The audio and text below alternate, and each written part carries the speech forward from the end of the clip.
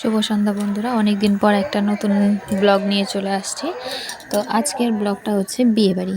তো দেখো, আমি আজকে যাব বিয়েবাড়িতে, আমার দিদির মেয়ের বিয়ে। তো তার জন্য আমরা তোড়জোড় চলছে।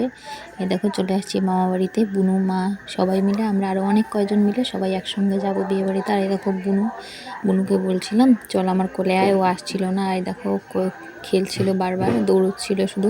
আর এই বুনুটাকে নিয়েছিলাম বলে ও খুবই রাগারাগি করছিল। তো মা ওরা সবাই তো বড় অন্য গাড়িতে গেছে, আর আমি আর আমার ভাই যাচ্ছি বাইকে করে।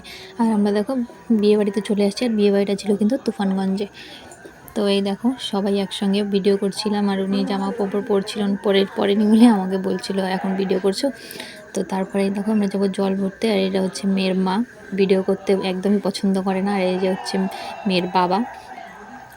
তো তারপর এখানে দেখো সোনা কাপড় হচ্ছিল।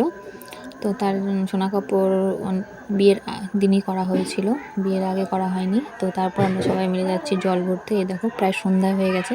সন্ধ্যাবেলায় আমরা সবাই মিলে জল ভরতে যাচ্ছিলাম। তো রাত্রি প্রায় অনেক 7টা, 7:30 বেজে গেছে জল ভরে আস্তে আস্তে। তো তারপর এখানে দেখো, আমরা কফি খাচ্ছি জল ভরে এসে। ডান্স করছিলাম সবাই মিলে একসঙ্গে, অনেক মজা করছিলাম সারাদিন। তারপর আমরা সবাই মিলে কফি খাচ্ছিলাম দেখো, বসে বসে। তো আমরা রাত্রের জন্য রেডি হব ভাবছিলাম। তারপর আমরা রাত্রে রেডি হয়ে যাই। দেখো, এখন প্রায় বাজে 10টা থেকে 10:30 এরকমই হবে হয়তো।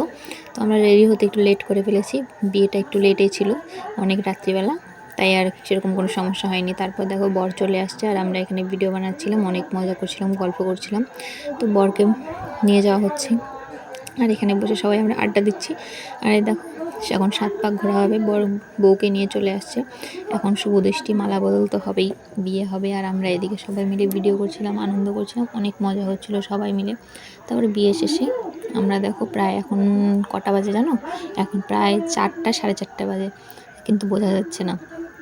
সবাই ঘুমিয়ে পড়েছে, আর আমরা সবাই বাইরে আড্ডা দিচ্ছিলাম। তো ঘুমাবো ঘুমাবো করে কেউই ঘুমাচ্ছিলাম না। আর দেখো, বিয়ে বাড়ি একদম ফাঁকা হয়ে গেছে, কারণ অনেক রাত্রি হয়ে গেছে।